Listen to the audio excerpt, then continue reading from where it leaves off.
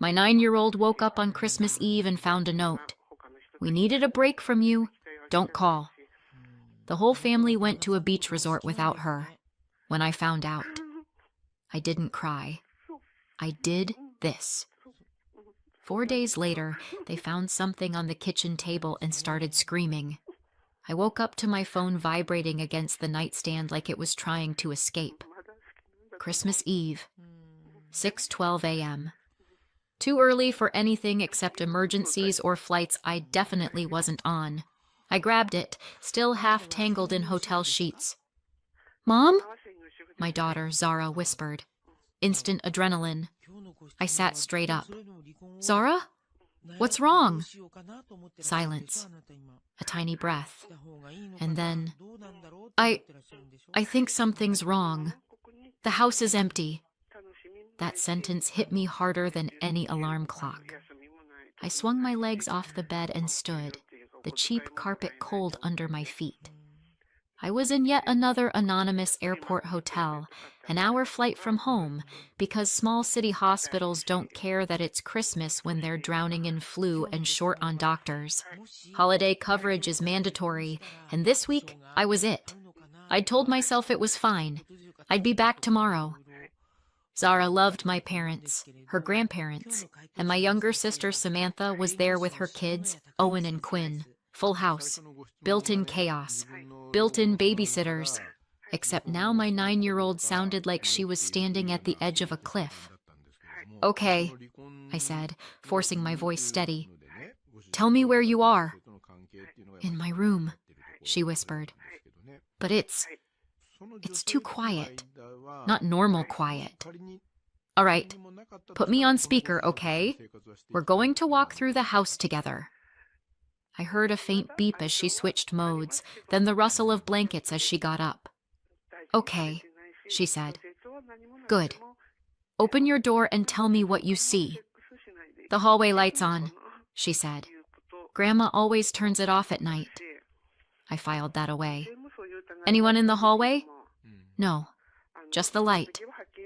"All right, walk toward the living room." Her footsteps sounded small and hollow through the phone. I could picture the hallway, the family photos I'd hung, the mirror my mother always complained about, the runner rug I'd bought on sale between night shifts. All of it mine.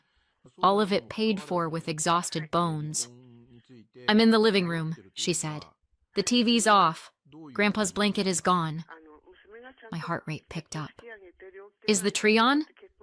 We'd decorated it last week, me, Zara, and Quinn, while Owen pretended he was too cool and still fought for the top ornament. She paused. "Yeah, the lights are on, but there's no coffee cup. Grandpa always has coffee." It was such a small detail, but something about it made my stomach turn. "Okay," I said. "Let's check the driveway. Just peek through the curtain." She patted over, and I heard the soft hiss of fabric moving. "Mom," she said, voice shrinking. "Grandma's car is gone, and Grandpa's truck, and Aunt Sam's car too." So, not a quick coffee run. I took a slow breath. "All right, remember they were talking about leaving early for the beach resort? Maybe they just... Without me?" she said. "They didn't wake me up. They didn't say anything." That part lodged in my throat. "Maybe there's a note," I said, clinging to whatever script I could find. "Check the kitchen table. Sometimes people leave notes when they go out." This was the moment where, in a different family, the note would say something like, "Ran to the store, back soon, love you, eat the cookies." I listened as she walked. "I'm in the kitchen," she said. "There's a paper here, like a ripped-out notebook page." My pulse started to thud. "Pick it up," I said.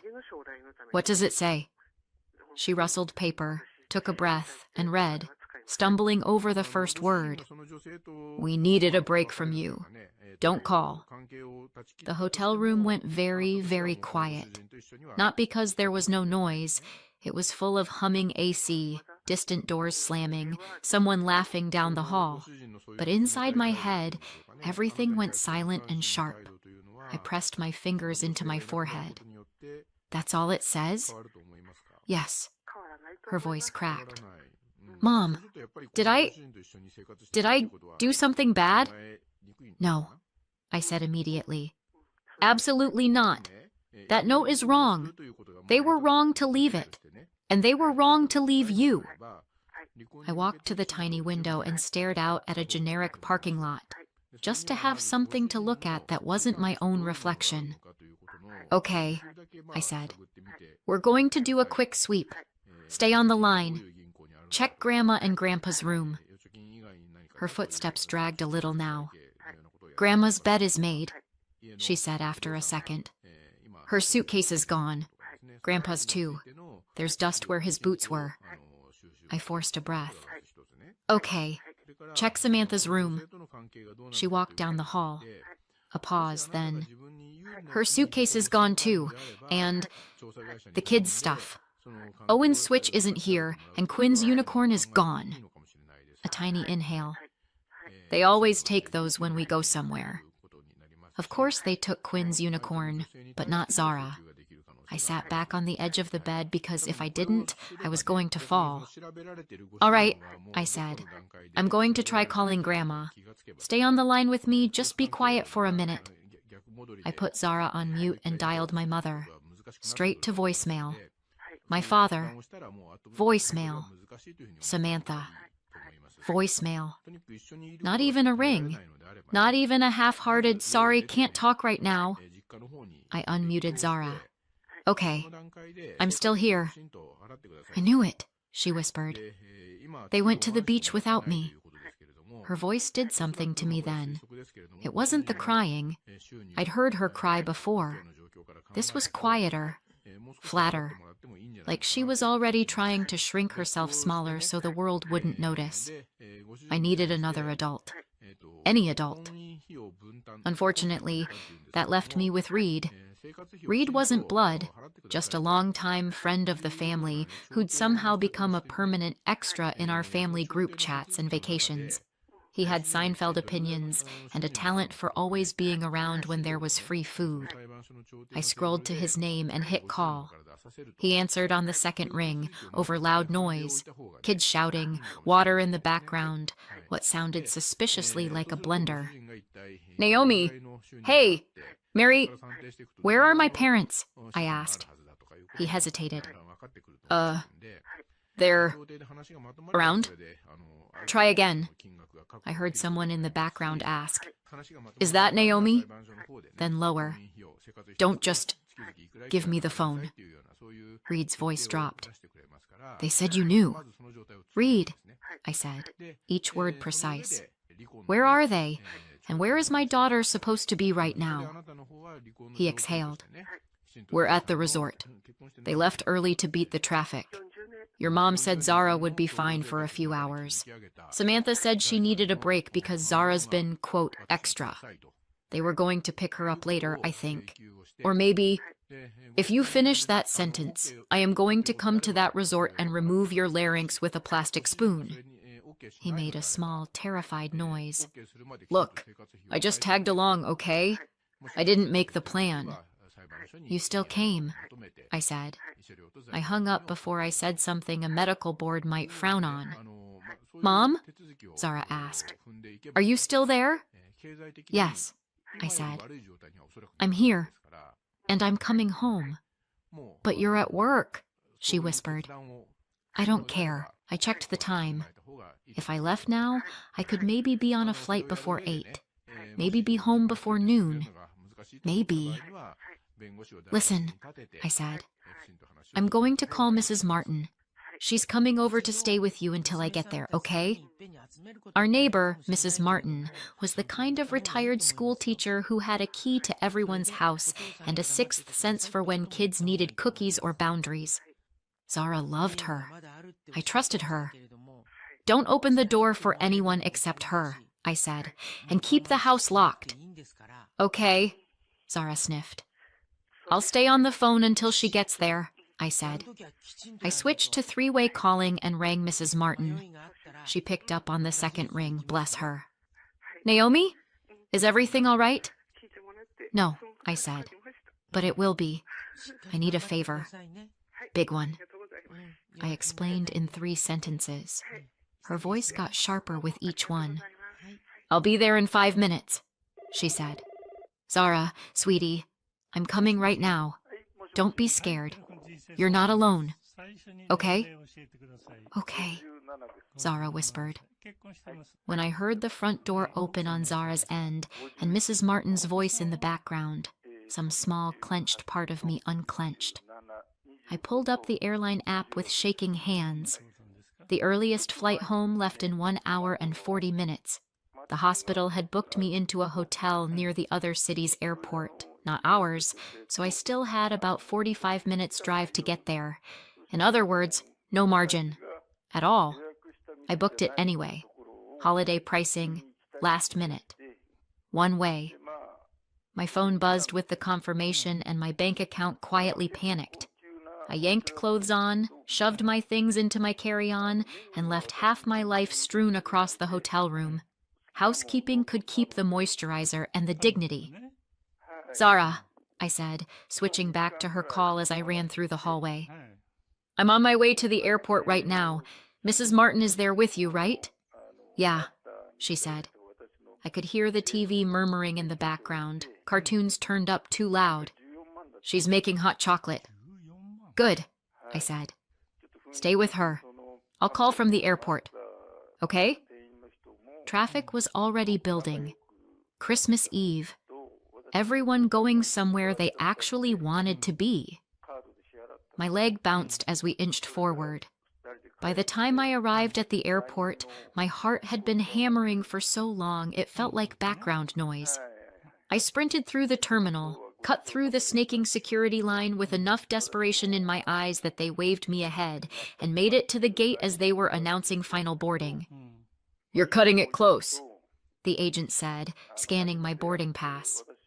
My daughter is home alone, I said, because my family forgot what the word family means.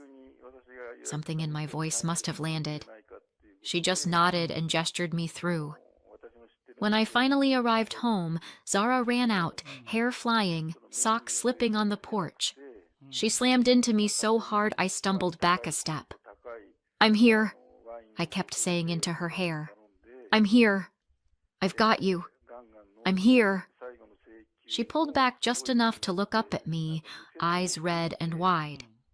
Mom, she whispered, did I do something wrong? There are moments in medicine where you know, instantly, that if you screw up even a little, someone dies. This felt like that. Except the patient was my kid's sense of being wanted. I cupped her face in my hands. No, you did nothing wrong. They did. The note is on the kitchen table, Mrs. Martin said quietly. I haven't let her look at it again. I took the note, read it with my own eyes.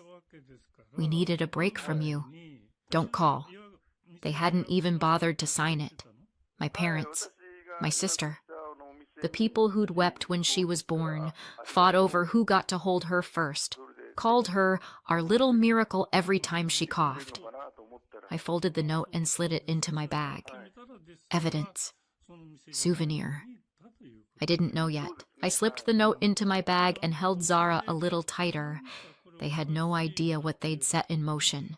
And 4 days from now, they'd walk into that house and regret everything. It didn't start with the note on the table. I wish it had. I wish there had been one big moment I could point to and say, there, that's where everything cracked. But things like this don't break at once. They wear down slowly, like a hinge you stop noticing until the door falls off. I'm the oldest. Samantha is the youngest. That alone should tell you most of the story. I was the one who remembered bills, appointments, birthdays. She was the one who remembered fun. Our parents encouraged the arrangement. Naomi's responsible, Samantha's spirited. Those labels became our job descriptions. By the time I finished medical school, I'd been holding things together for so long it felt normal. My parents were proud of me, yes, but also very comfortable with the idea that responsible meant available, for emotional labor, financial help, childcare, you name it. When I finally bought my house after residency, they were the ones who suggested moving in to help with Zara. Zara was 5 then, and Jason, my ex-husband, was halfway out the emotional door already. The offer felt like stability, so I said yes. It didn't take long to realize I'd invited 2 extra adults to live in my home while I worked 60-hour weeks. Then Samantha moved in too, after a breakup left her with 2 kids, Owen and Quinn, and nowhere affordable to go. One temporary week turned into months. Months turned into years. And somehow, I was the only person paying for anything. Mortgage, utilities, internet, streaming, groceries, insurance. If it had a bill, it had my name on it. If I brought it up gently, my mother clutched her chest and said, "We're doing our best. Besides, you make more than any of us ever did." Maybe that was true. But respect doesn't cost money, and somehow that was always the thing in shortest supply. Worse than the finances was how they treated Zara. She's sensitive. The thoughtful kind, the kind who feels things deeply and notices every shift in tone. My family treated that like a flaw. My mother called her too delicate. My dad added dramatic. Samantha said she needed to toughen up, as if 9-year-olds should come with built-in armor. If Zara got overwhelmed at dinner, they teased her. If she cried at a sad commercial, they sighed. Once, she told my mother she didn't like loud voices, and my mother laughed and said, "Well, you picked the wrong family, didn't you?" That one stuck with me for weeks. I tried stepping in, but every time I did, they accused me of spoiling her or projecting from my job. The irony of being told how to parent my child by people who wouldn't buy toothpaste without asking first is not lost on me. Still, I believed in family. I believed in the idea that even flawed people can show up when it matters. So when Samantha suggested the Christmas beach trip months ago, a big family thing, all of us together, I said yes, even though money was tight. Even though I'd have to join them later because I'd been assigned to a mandatory Christmas Eve shift in another city. They insisted they'd take good care of Zara, that she'd be surrounded by people who loved her. The night before I left, Zara said quietly, "Sometimes they're mean, and I don't know why." I hugged her and told her she was safe. I believed it because I needed to. The next morning, I left for work before sunrise, and while I was stitching up strangers and answering pages, they packed their bags and drove to the beach without her, leaving my 9-year-old daughter behind with nothing but a handwritten note. After I got back and peeled Zara off my coat, the first thing I did wasn't scream or plot or burn the house down. I fed her. She kept insisting she wasn't hungry, but her hands were shaking, and she hadn't eaten more than a few bites of toast with Mrs. Martin. So I made grilled cheese and tomato soup, classic comfort food, doctor-approved therapy, and sat with her until she got halfway through the sandwich. Only then did her eyes stop darting toward the front door like she expected someone to jump out yelling, "Gotcha!" No one did. When Mrs. Martin finally left, with strict instructions to call her if I even thought about needing help, I put Zara in my bed, drew the curtains, turned the TV to something gentle, and watched her fall asleep in minutes. Kids crash hard after fear. Adults just pretend they didn't. I went back to the kitchen. The note sat on the counter like a crime scene exhibit. "We needed a break from you. Don't call." It still didn't feel real. Not because I didn't believe my family capable of cruelty. They'd always been good at that. But because of the sheer effortlessness of it. A torn notebook page. A scribble. A shrug disguised as handwriting. I photographed the note. The empty hooks. The missing toothbrushes. All the quiet evidence they'd packed and left. All of them, except Zara. Document, assess, plan. The triage instinct was automatic, urgent. Zara. Serious. Detoxing the environment she'd been drowning in. Non-emergent. Everything that wasn't her. When she woke up later, we curled on the couch and watched a movie, one where misunderstandings lead to songs instead of therapy bills. She pressed into my side like she was anchoring herself. "Where do you think they are right now?" she asked. "At the pool," I said. Honesty mattered now. "Do you think they'll come back tonight?" "I think they'll come back when the resort kicks them out," I said. "But you and I won't be here." She blinked up at me. "We're leaving?" "Yes," I said. "We're taking our own little vacation." Her eyes lit up, fragile but hopeful. "Will there be hot chocolate?" "There will be hot chocolate until you beg me to stop." She snorted softly. It was almost a laugh. After she fell asleep again, I made calls. First to a colleague who rents a small furnished apartment near the hospital to traveling nurses. I'd covered Thanksgiving for him last year when he got sick. "You can have it for as long as you need," he said. "I'll text the door code." Next, I called a lawyer friend, someone I'd once stitched up after he lost an argument with a bar stool. He answered like he expected me to say something sarcastic. Instead, I said, "I need to get people out of my house." Instant silence. "They paying rent?" he asked. "No." "Lease?" "No." "They get mail there?" "Yes." "Okay, they're licensees. You can revoke permission to stay. Put it in writing. Give them a short deadline. After that, you start the eviction process if they're still squatting. Can I post the notice while they're gone? It's ideal. Less drama. A beat. "Naomi, you all right?" "Getting there," I said. The next morning, Christmas Day, I told Zara to pack her favorite things: clothes, books, stuffed fox, the little lamp she loved. I packed the rest: school supplies, comfort items, the drawings she'd taped to her wall. "We're not coming back?" she asked. "We are," I said. "But not with them." Her lip wobbled. "Like the note?" "No, not like the note. They left you to get a break. I'm taking you to get safe." She nodded slowly, and we loaded everything into my car. Then came the last step. I walked the house one final time. I didn't touch their sentimental junk or strip their rooms bare. I didn't throw anything out the window, tempting. I didn't retaliate. I just printed 3 copies of the notice. "Effective immediately, your permission to reside in this property is revoked. You have 7 days to remove your belongings. Failure to do so will result in formal eviction proceedings. Do not contact Zara. Communications go through me only." I signed my name.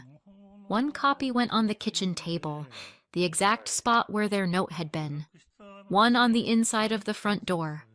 1 on my parents' bed. Then I locked up, checked the windows, set the alarm, and walked out with my daughter's small hand wrapped around mine. The apartment was tiny. Squeaky couch, thin walls, the kind of kitchen where you can stand in one spot and touch everything. But it was quiet. It was ours. That night, Zara and I sat on an air mattress eating takeout pad thai and watching cartoons on my laptop. "Is this just for Christmas?" she asked. "We'll see," I said. "How do you feel here?" She looked around thoughtfully. "It's small." "Yeah. But it's nice," she added. "No one yelling at the TV. Right?" I said. Football was a personality in that house. She giggled, small but real, and for the first time in a long time, the silence felt peaceful instead of dangerous. Somewhere, hours away, my family was probably complaining about overpriced poolside drinks and sunburn. I didn't care. For the first time in years, I could hear myself think, and Zara could breathe. They came back 4 days later. I knew the moment it happened because my phone started ringing over and over again.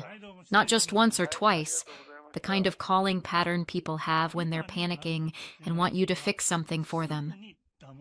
I didn't answer. Zara and I were sitting at the little table in the apartment, coloring together. She wasn't talking much, but she didn't look frightened anymore, just tired. And she kept glancing up at me every few minutes, checking that I was still there. My phone buzzed again.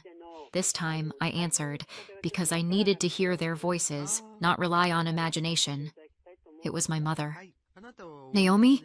she said, breathless. "Where are you? Where is Zara? Why is the house empty?" I kept my tone steady. "She's with me. She's safe." There was a small, stunned pause, and then my father's voice rose in the background. Not yelling, just startled and angry in a way I knew too well. "She took her. She took the girl and left the house." My mother's voice came back, strained. "Why would you do this? We came home and everything was silent. We didn't know what happened." "I left a notice," I said. "On the table." "We saw it," she said, her voice tightening. "It says you're removing us from the house. Surely that can't be real." "It is," I said quietly. My father came onto the line fully then. "Naomi, you can't just throw your family out. We've lived there for years." "You've lived in my home for years," I corrected gently. "And you left my daughter alone without telling me. You didn't check on her. You didn't call her. You left her to wake up and find an empty house." "That's not fair," my mother said softly. "We were coming back." "When?" I asked. "After breakfast at the resort? After a swim? After you remembered she existed?" She didn't answer. For a moment, all I heard through the line was quiet arguing between my parents and Samantha. Not shouting, more like three people scrambling to explain something to themselves before explaining it to me. Finally, Samantha's voice broke through. "Naomi, this is being blown out of proportion. We didn't mean for her to be scared. We just needed space. And you work so much. We thought she'd be fine." I let out a long breath. She was not fine. She was terrified. She thought something happened to all of you. She thought she'd done something wrong. And you didn't leave her a plan. You left her a note telling her not to call you. "It wasn't meant like that," my mother whispered. "I know what you meant," I said. "But I have to look at what it did." There was a soft sound on the other end, almost like she was crying but trying not to. Part of me hurt hearing it, but another part, the part that held Zara while she trembled, stayed firm. "You have 6 days to move your things out," I said. "I won't argue about it. I'm not changing my mind." "Naomi," my father said, voice heavy, "you're tearing this family apart." I closed my eyes. "Dad, I'm holding my family together. Mine is Zara and me. That's it right now." No shouting followed, just stunned silence. Then I ended the call. They didn't stop trying, of course. The messages came in waves: confusion, hurt, frustration, little attempts to tug on guilt. I didn't respond. I focused on Zara, on making the apartment feel familiar. We cooked simple meals, watched movies, arranged her things neatly around the small bedroom. Every night she slept a little deeper. A few days later, on my way into the hospital, they tried showing up in person. A nurse pulled me aside. "Your family is out front," she said. "Do you want me to walk you around the back?" I almost said yes, but avoidance only works for so long. "I'll talk to them," I said. They stood near the main entrance, my parents and Samantha together. They looked different, smaller somehow. My mother's coat wasn't buttoned properly. Samantha's hair was in a messy bun, not the usual picture-perfect style she always insisted on. My father looked tired in a way I hadn't seen before. My mother stepped toward me first. "Naomi, we just want to understand." "That's fair," I said gently. "I'll explain, but only if you listen." They all nodded. "You left Zara alone," I said. You didn't tell me. You didn't check on her. She woke up terrified. She thought she was the problem. My mother let out a soft, broken sound. I never meant for her to think that. I know you didn't, I said. But that's what happened. Samantha crossed her arms. We were overwhelmed, Naomi. We watched 3 kids, you know. I know, I interrupted. But Zara is not a burden you get to put down because you're tired. She's a child. My child. And she deserves to feel safe. My father rubbed his forehead. So that's it? We're just out on the street? No, I said. You have a week to find a place. You're adults. I trust you can manage. They exchanged looks. Uncomfortable, resistant, but also resigned. My mother sighed first. We really didn't think it through, she said softly. We thought you'd calm down after a day or 2. I'm not angry, I said. I'm done.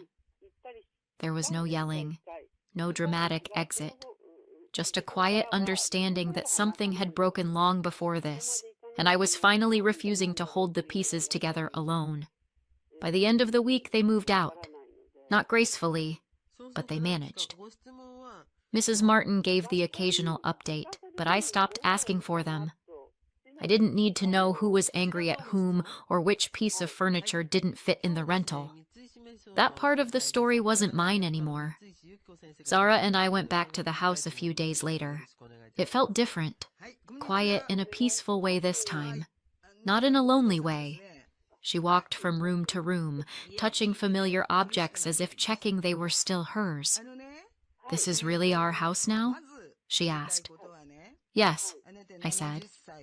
Ours, and we set up her room together. Fairy lights, drawings, the fox bedsheets she chose. She asked if we'd ever let them come back. Not unless you want to, I said, and only in ways that feel safe. She thought about that, then nodded. That night we made pasta and watched fireworks on TV. She fell asleep on my lap long before midnight. I looked around the room. The same house, but lighter, somehow. Quieter. Ours. And for the first time in a long time, the future felt like something we got to choose. Did I go too far or not far enough? Let me know in the comments and subscribe for more.